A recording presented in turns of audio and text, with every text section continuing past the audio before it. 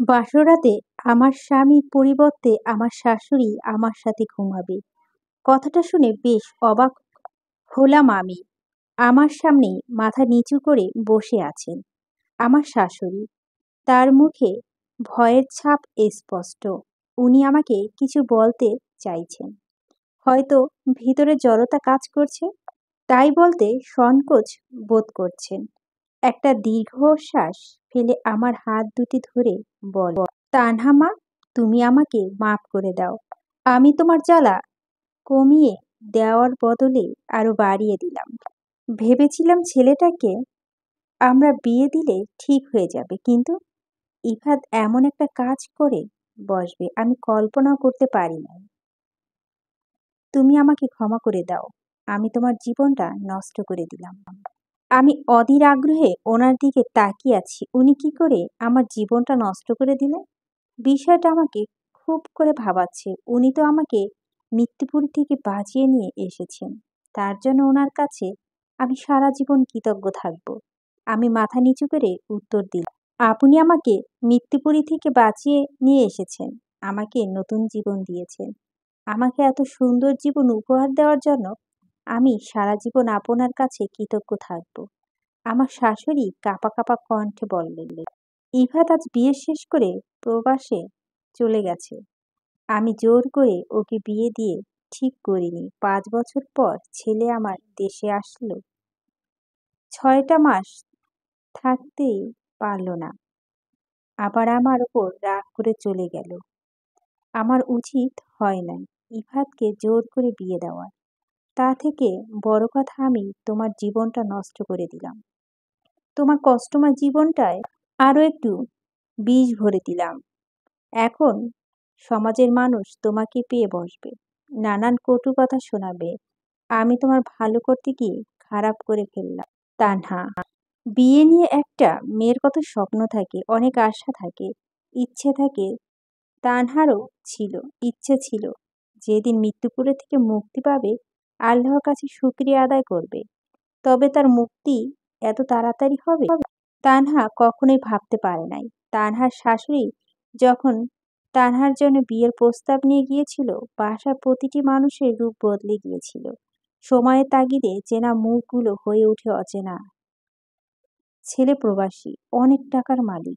তানহার বিয়েতে তানহার চাচি এক কথায় রাজি হয়ে যায়। তানহাও প্রহর গুনতে থাকে কবে সে মুক্তি পাবে, স্বামীর সংসারে গিয়ে সবকিছু নিজের মতো সাজিয়ে নেবে, সবাইকে অনেক ভালোবাসবে। স্বামী মানুষটাকে নিয়ে অনেক স্বপ্ন বুনেছিল মনে।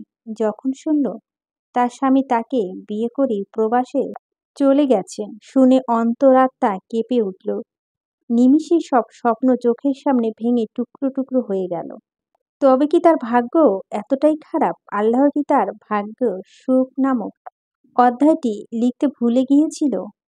সেজন্য তানহার কপালে এত দুঃখ কষ্ট। ভাবতেই নোনা জল গড়িয়ে পড়ল চোখ থেকে। সে আর কিছু ভাবতে পারছে না। তানহার কান্না করছে দেখে তানহার শাশুড়ি তানহার মাথায় হাত বুলিয়ে দিয়ে বললেন, কান্না করো না মা। তোমার এই মা যতদিন তোমার কাছে আছে, কেউ তোমার মন ছুঁয়ে কষ্ট দিতে পারবে না। ইফাতকে ফিরিয়ে নিয়ে আসার দায়িত্ব আমার। তানহা মাথা নিচু করে বসে আছে, কোনো উত্তর করছে না। তানহার শাশুড়ি রোকেয়া বেগম তানহাকে ওয়াশরুমে দেখিয়ে দিল। হাতে কালো রঙের একটা শাড়ি ধরিয়ে দিয়ে বললেন, বিয়ের শাড়ি বদলে ফেলো, এভাবে আর কতক্ষণ বসে থাকবে? তানহা বিনা বাক্যের শাড়ি নিয়ে ওয়াশরুমে চলে গেল। ওয়াশরুমে এসে নিজে কান্না কিছুতেই আটকে রাখতে পারল না। অজোরে কান্না করে দিল। ওয়াশরুম থেকে ফোঁপানির আওয়াজ শুনতে পেয়ে রোকেয়া বেগম দীর্ঘশ্বাস ছাড়লেন। ঘড়ির কাঁটা 12টা ছুঁইছে। তানহা কালো রঙের শাড়ি পরে ওয়াশরুম থেকে বেরিয়ে আসলো। ফর্সা শরীরটায় কালো রংটা একটু বেশি জ্বলজ্বল করছে। রোকেয়া বেগম তানহার দিকে তাকিয়ে বললেন, মাশাআল্লাহ। আফসোসের সুরে বললেন, তুই কেন তানহার মুখটা দেখলি না ইভা? আমি আত্মবিশ্বাস নিয়ে বলতে পারি, তুই তানহার মুখটা দিকে একবার তাকিয়ে দেখলে কখনোই তানহাকে ছেড়ে চলে যেতি না। এত বড় ভুল কেন করলি? তুই একদিন ঠিক বুঝবি। মা ভুল করেনি। তানহাকে দাঁড়িয়ে থাকতে দেখে তানহার শাশুড়ি বললেন, দাঁড়িয়ে আছো কেন মা? আমার পাশে এসে শুয়ে পড়ো। অনেক রাত হয়েছে, কষ্ট পেও না মা, মা আছে না, সব ঠিক করে দিবে। তানহা কোনো কথা বলল না, চুপচাপ শুয়ে পড়ল। তানহার শাশুড়ি তানহার মাথায় হাত বিলিয়ে কেটে দিচ্ছে। কতগুলো বছর পরে মায়ের আদর পেয়ে তানহা নিশ্চিন্তে ঘুমিয়ে গেল। কতদিন মায়ের আদর পায় না তানহা। জন্মের আগেই তানহার বাবা মারা যায়। তানহা যখন 6 বছর বয়স, তখন পৃথিবীর মায়া ত্যাগ করে তানহার মা তানহাকে একা করে দিয়ে চলে যায়। মা মারা যাওয়ার পরই খুব করে চেনা পৃথিবীটা হয়ে ওঠে অচেনা। কাছের মানুষগুলো রূপ বদলে যেতে শুরু করে। তানহার জীবনও কালো অধ্যায় নামক অধ্যায়টি শুরু হলো। সুখের জীবনে যতটা দ্রুত চলে যায়, কালো অধ্যায়ের সময় গুলো খুব স্বার্থপর হয়, খুব সহজে যেতেই চায় না। তানহা অনেকবার চেষ্টা করেছে আত্মহত্যা করার, কিন্তু বিবেকের কাছে হেরে গেছে। যে জীবনে আল্লাহ তাআলা নিজে দিয়েছেন, সে জীবন কষ্ট করার আমি কে? আমার জীবনের ওপর আমার কোনো অধিকার নেই। আমার জীবনটা আল্লাহ তাআলা আমানত, যা রক্ষা করা আমার দায়িত্ব, ধ্বংস করা নয়। যে জীবন আল্লাহ তাআলার, সে জীবন নষ্ট করার কোনো অধিকার আমার নেই। পরের দিন সকালবেলা তানহা ঘুম ভেঙে গেল। উঠে দেখ শাশুড়ি পাশে নেই। ঘড়িতে 6টা বাজে। এত ঘুমালো কি করে সে? তানহা তো সারাদিন এত ঘুমায় না। নাকি আজকে শরীর কারো পড়ে নাই, সেজন্য আরামে ঘুমিয়েছে। তানহা উঠতে তানহার ননদ চৈতালি দৌড়ে আসে। ভাবি, তুমি উঠছো? আমি সেই কখন থেকে তোমার জন্য অপেক্ষা করছি। আম্মা বলছে তোমাকে ঘুম থেকে না জাগাতে। আমি সেই কখন থেকে অপেক্ষা করছি। কালকে খুব খারাপ লাগছিল, তাই বাসায় এসে ঘুমিয়ে পড়ছিলাম। ভাবি, তাড়াতাড়ি ফ্রেশ হয়ে নামাজ পড়ে নাও। তানহা চৈতালির কথা খুব খুশি হলো। তানহা প্রতিদিন ফজরের আজানের সময় জাগা পায়। আজ কেন সে পেল না? তাড়াতাড়ি করে উঠে উজু করে এসে নামাজ দাঁড়িয়ে গেল। সব অশান্তির মধ্যে নামাজই একমাত্র শান্তির কারণ তানহার কাছে। নামাজ শেষ করে চৈতালির কাছে বসল। ভাবি, তুমি একটু অপেক্ষা করো, আমি তোমার জন্য খাবার নিয়ে আসছি, বলেই বেরিয়ে নিল তানহা। চৈতালি হাত ধরে ফেলে। আমার একা খেতে অভ্যাস নেই, আমি সবার সাথে সাথে খাবো। মিথ্যে কথা বলছো কেন ভাবি? আমি কিন্তু সব জানি। রাজরানী হয়ে থাকবে আমাদের বাসায়, বুঝেছো? হতে পারো আমাদের বাসাটা একতলা ছোট্ট একটা বাসা, কিন্তু এ বাসা থেকে অনেক বেশি ভালোবাসা তুমি পাবে। আমি আম্মু খেয়ে নিয়েছি, শুধু তুমি বাকি আছো। আমাদের বাসায় খাবার খাওয়ার কোনো নিয়ম নেই, যার যখন ইচ্ছে খায়। চৈতালির কথা শুনে তানহা দৃষ্টি নত করে ফেলে। তুমি আমার কথায় কষ্ট পেও না ভাবি, আমি তোমাকে আঘাত করতে চাই নাই। মা বলছে নিজের সবটুকু উজাড় করে তোমাকে ভালোবাসতে, তাই তোমাকে নিজের বোনের নজরে দেখছি। তুমি যদি রাগ করো, তাহলে তোমার সাথে আর এমন করব না। চৈতালির কথা শুনে তানহার চোখ ছলছল করে উঠল। এত ভালোবাসা তার কপালে লেখা আছে, এত সুখ সইবে তো? তুমি কাঁদছো কেন ভাবিমণি? আমার কথায় কষ্ট পেয়েছ? সব কান্না কষ্টের হয় না বোন, কিছু কিছু কান্না সুখেরও হয়। আল্লাহ আমার কপালে সুখ লিখে রাখছে। সুখ নামক অধ্যায় আমার জীবনেও এসেছে। খুব ভয় হচ্ছে, এত সুখ আমার সইবে তো? সইব গো, সইবে। চৈতালি যতদিন আছে, কষ্ট আমার ভাবিমণিকে ফুলের টোকাও দিতে পারবে না। চৈতালির কথায় তানহা হেসে দিল। এই তো, আমার ভাবি হেসেছে। আমার ভাবিকে হাসলে কত সুন্দর দেখায়। ও ভাবি, তুমি সব সময় হাসবে আর গম্ভীর মুখ করে থাকবে না। একটু অপেক্ষা করো, আমি তোমার জন্য খাবার নিয়ে আসছি। এই বলে চৈতালি চলে গেল। সৌদি আরবের অন্ধকার রুমে দেওয়ালের মাথা ঠেকে দাঁড়িয়ে আছে ইফাত। চোখ দুটো অসম্ভব লাল হয়ে আছে, চুলগুলো এলোমেলো হয়ে আছে। শার্টের ওপর দুটো বোতাম খোলা। কালো রঙের শার্টটা পরিহিতা শ্যামপুরুষকে একটু বেশি আকর্ষণীয় দেখাচ্ছে। নিজেকে বড্ড অসহায় মনে হচ্ছে ইফাতের। মায়ের উপর আজ আকাশ পরিমাণ অভিমান জমেছে। মনে মনে ঠিক করে নিল আর কোনোদিন দেশে ফিরবে না। সবকিছু জেনে শুনে মা কেন তার সাথে বেইমানি করলো? নিজের মাথা নিজেই দেওয়ালে টুকে দিল। ব্যথা মুখ দিয়ে শব্দ বের হলো। রেগে রুম থাকা সবকিছু ভেঙে টুকরো টুকরো করে ফেলছে। কোনোভাবেই নিজের রাগ নিয়ন্ত্রণ পারছে না। তবে কেন তার মার সাথে এমন মিথ্যা নাটক করলো? দুহাতে নিজের চুলগুলো টেনে ধরল ইফাত। তানহাকে আশেপাশের সবাই দেখে যাচ্ছে। ঘরোয়াভাবেই তানহা আর ইফাতের বিবাহ সম্পূর্ণ হয়েছে। সবাই তানহার খুব প্রশংসা করছে। ইফাতের কথা জানতে চাইল। রোকেয়া বেগম মুখে আধার ঘনিয়ে আসে। কোনো রকম সবাইকে বুঝিয়ে বিদায় করছে। আবির বাসায় আসছে শুনে তানহার চাচির ভয়ে গলা শুকিয়ে আছে। ছেলের বাসায় আসলে ছেলেকে সে কি জবাব দেবে? তার থেকেও বেশি ভয়ঙ্কর তার ছেলে। ১ মাস পরে আবির বাসায় আসবে। আজকেই মাকে ফোনে জানিয়েছে এসেই তানহাকে বিয়ে করবে। বুদ্ধি হওয়ার বয়স থেকে তানহাকে নিয়ে তার সব স্বপ্ন। আবিরের মনে রানী করে রাখতে চায় তানহাকে। আবির যতদিন বাসায় ছিল তানহার শরীরে কেউ ফুলের টোকা দেওয়ারও সাহস পেত না। হাজার হলেও ও আবিরের বাসায় একমাত্র ছেলে। ছোটবেলা থেকেই সাধ্যের মধ্যে থাকলেও আবিরের সব ইচ্ছে পূরণ চেষ্টা করছে আবিরের মা। সেদিন আবির তানহার কথা বলছিল। সেদিন আবিরের মায়ের মুখ কালো হয়ে গিয়েছিল। কৌশলে আবিরকে পড়াশোনার জন্য বাহিরে পাঠিয়ে দেয়। আবির যাওয়ার সময় তার মাকে বলে গিয়েছিল, আমার তানহাকে তোমার কাছে আমানত রেখে গেলাম মা। তুমি আমার তানহাকে দেখে রেখো। আবির তানহাকে কখনো বুঝতে দেয়নি আবির তানহাকে কতটা ভালোবাসে। আবির চায়নি তানহা ছোট মস্তিষ্ক আবিরের জন্য ভয় তৈরি হোক। তবে ভাই হিসাবে তানহা আবিরকে অনেক ভালোবাসে। ইফাত রেডি হয়ে কাজে বেরিয়ে পড়ল। সৌদি আরবের বিশাল এক রেস্টুরেন্টে কাজ করে আবির।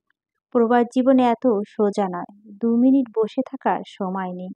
বসিয়ে বসিয়ে তো আর মালিক টাকা দিবে না ইফাতকে। ইফাত কাজ করছিল। ঠিক সেই সময় শ্রুতি আসে রেস্টুরেন্টে। পরনে তার টিয়া রঙের সালোয়ার কামিজ পরা। সৌদি আরব হয় খুব শালীনভাবে চলাফেরা করে শ্রুতি। সৌদি আরবে শ্রুতির খালা থাকে। প্রায় ঘুরতে আসে খালার বাসায়। ভিসা শেষ হয়ে গেলে আবার দেশে ফিরে যায়। শ্রুতিকে দেখে ইফাতের জ্বলন্ত রাগ আরো দ্বিগুণ বেড়ে গেল। শ্রুতি এসে বসতে বসতে বল, কি গো কালাচাঁদ, কেমন আছো? শুনলাম দেশে গিয়েছিলে নাকি? আমাকে বলো নাই যে। আমাকে বললে আমি তোমার বাসায় চলে যেতাম। খেতে দেওয়ার ভয় বলনি? কতটুকুই আর খেতাম বলো। আমার এইটুকু পেট। খালার বাসায় কি খাবার কম দিচ্ছি ম্যাডাম? সৌদি আরব থেকে বাংলাদেশে গিয়ে খেতে আসতে হবে। আমার তো মনে হচ্ছে খাবারের জন্য বাংলাদেশ থেকে সৌদি আরব এসেছেন। মানুষ এক দেশে কতবার ঘুরতে আসে। ভালোই কথা বলতে শিখে গেছো। আমি এইবার দিয়ে ২ বার আসলাম। ৫ বছর আগে আসছিলাম, আবার ৫ বছর পরে আসলাম। ৩ মাস থেকে চলে যাব। তারপর বলো দেশে গিয়েছিলে কি করতে? বিয়ে করতে গিয়েছিলাম। ইফাতের কথা শ্রুতি হেসে দিল। তারপরে বলল, তোমার মতো কালা মানিকরে আমি ছাড়া কেউ বিয়ে করবে না। যতই ভাব দেখাও না কেন, শেষমেশ আমাকেই তোমার বিয়ে করতে হবে। এই কালা মানিকই আসমানে পরী বিয়ে করছে। তোমার থেকে সুন্দরী আমার বউ। নিজের কথাতে নিজেই অবাক হলো ইফাত। এটা সে কি বলে ফেলল? সে বিয়ে করেছে ঠিক, কিন্তু তার বউকে চোখে দেখারও দেখে নাই। মায়ের উপর রাগ করে চলে এসেছে। তুমি খুব সুন্দর জোকস বলতে পারো ইফাত। বিয়ে করেছো? তাহলে তোমার বউকে দেখাও দেখি কেমন সুন্দরী মেয়ে বিয়ে করেছো তুমি। ইফাত আবার মাথা চুলকে ভাবতে লাগলো এখন কি করবে সে। কোনো উপায় না পেয়ে বলল, কি খাবেন বলুন, নিয়ে আসি। কথা উল্টিয়ে দিচ্ছ। ব্যক্তিগত প্রশ্ন করতে এখানে আসেন নি নিশ্চয়। কিন্তু আমার কালামানিক সত্যি সত্যি বিয়ে করলো নাকি জানতে হবে না? ইফাত খুব ধৈর্য সহকারে নিজের রাগ নিয়ন্ত্রণ করছে। দেশটা যদি সৌদি আরব না হতো, বাংলাদেশ হলে কানের নিচে দুটো লাগিয়ে দিত। স্যাঁচরা মেয়ে কোথাকার। এমন স্যাঁচরা মেয়ে দুটো দেখে নাই ইফাত। শ্রুতি থেকে অনুমতি নিয়ে খাবার নিয়ে এসে দিল ইফাত। ইফাতকে যখন দেখছে প্রতিদিনই আসছে। বিরক্ত হয়ে নিজের কাজে মন দিল ইফাত। চৈতালি আর তানহা এক বিছানায় পাশাপাশি শুয়ে আছে। চৈতালি মাথা দুষ্ট বুদ্ধি এলো। ভাবি, ভাইয়াকে ফোন দে, কথা বলবে। তানহা বুকের ভিতর ধক করে উঠল। বিয়ে হয়েছে অথচ মানুষটাকে চোখেও দেখে নাই। অসহায় দৃষ্টিতে চৈতালির দিকে তাকিয়ে আছে। চৈতালি ইফাতকে ফোন দিল। ইফাত কাজ করছিল। কল কেটে দিয়ে কাজ করতে শুরু করলো। সারাদিন কাজ করে ক্লান্ত শরীর নিয়ে নিজের রুমে ফিরল। ইফাত গোসল করে খেতে বসছে। খাওয়া দাওয়াটা ঠিক মতো হয় নাই। খেতে বিছানায় গা এলিয়ে দিও। নিজের ফোনটা হাতে নিল। ছোট বোন অনেকগুলো কল দেখে বোনকে ফোন দিল। পৃথিবীতে এই একটা মানুষের উপর রাগ করে থাকতে পারে না। ইফাত ছাড়া মেয়েটার আবদার পূরণ করার মানুষ নেই। চৈতালি যত আবদার ইফাতের কাছে। বাবা মারা যাওয়ার 40 দিনের মাথায় ইফাতের বড় ভাই আত্মহত্যা করে। পরিবারের সব চাপ এসে পড়ে ইফাতের উপরে। ইফাত তখন অনার্স 2য় বর্ষের ছাত্র ছিল। পরিবারের হাল ধরতে পড়াশোনা ছেড়ে দূর প্রবাসে পাড়ি জমাতে হয় ইফাতের। চৈতালি ভাইয়ের ফোন পেয়ে খুশিতে আটখানা। ভাবতেই পারে নাই তার ভাই তার সাথে কথা বলবে। তড়িঘড়ি করে ফোন তুলল। সালাম দিল। ভাইয়া, কেমন আছো? আমি তোমার উপর রাগ করছি। তুমি এভাবে না বলে চলে গেলে কেন? কথা বলো না আমার সাথে। ইফাত সালামের উত্তর দিল। একটা দীর্ঘ শ্বাস ফেলে বলল, তুই সবকিছু জানিস, তবুও আমাকে জানাসনি কেন? ভাইয়া, আম্মু তোমার ভালোর জন্য করেছে। তুমি একটা ভুল ধারণা মনে গেঁথে রেখেছ। তুমি তো ভাবিমণিকে দেখোই নাই। দেখলে আর বিদেশে যেতে চাইবেন। চৈতালি কথা শুনে ইফাত চৈতালিকে ধমক দিল। চৈতালি ভয়ে চুপসে গেল, মন খারাপ করে ফেলল। তোর কিছু লাগবে? পড়াশোনা করছিস ঠিক মতো? তুই এবার ইন্টার 2য় বর্ষের না? সামনে তোর পরীক্ষা। পড়াশোনা বাদ দিয়ে সারাদিন ফোন ঘাঁটিস। বাসায় গেলে এবার ফোন কেড়ে নিব, আর দিব না। ভাইয়া, মায়ের কথা জানতে চাইলে আমার কোনো মা নেই। তোর কোনো কথা থাকলে বল। না থাকলে আমার ঘুম পেয়েছে, আমি ঘুমাবো। সকালে কাজে যেতে হবে। তোমার বউদের সাথে কথা বলবে ভাইয়া?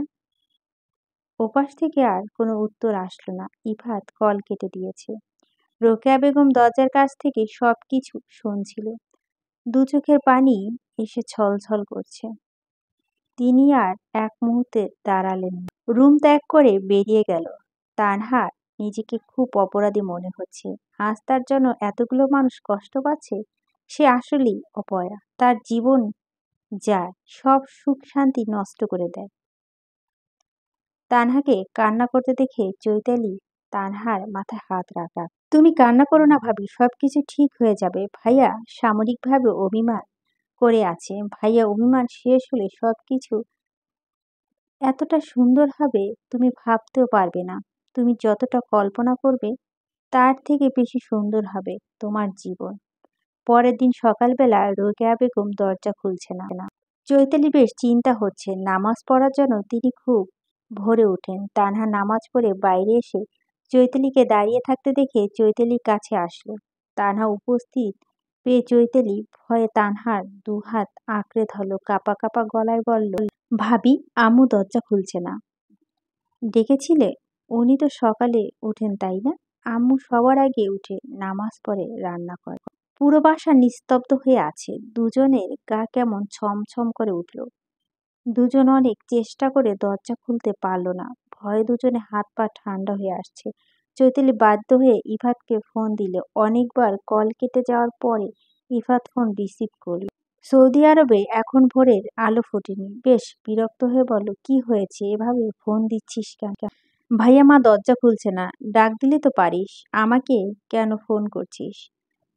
ডেকেছি, মা কোনো সাড়া শব্দ করছে না। আবার কোন নাটক সাজিয়ে কে জানে। ভাইয়া, কি সব বাজে কথা বলছো? আমি জানি মা তোমাকে বিয়ে দেওয়ার জন্য মিথ্যের আশ্রয় নিয়েছে। তাই বলে যে মা প্রতিদিন সকালে নামাজ বাদ দেয় না? সে মা নামাজ পড়েও ওঠে নাই। বিষয়টা কি তোমাকে একটুও ভাবাচ্ছে না? ইফাত ঘুমের রেশ কাটিয়ে গভীরভাবে ভাবতে শুরু করলো। তারপর বল, বাসার পেছনে যা, জানালা দিয়ে ভিতরে গিয়ে দেখ কি হয়েছে। আমাকে ফোন করে জানাবি। চৈতালি তাড়াতাড়ি করে বাসার পিছনে গেল। হালকা ধাক্কা দিতে জানালা খুলে গেল। চৈতালি রুমের মধ্যে গিয়ে দেখলো রোকেয়া বেগম মুড়ি দিয়ে শুয়ে আছে। চৈতালি দ্রুত মায়ের কাছে গেল। মায়ের হাত পা কেমন জানি ঠান্ডা লাগছে। ভয়ে কথা গলা আটকে আসছে। দৌড়ে গিয়ে দরজা খুলে দিল চৈতালি।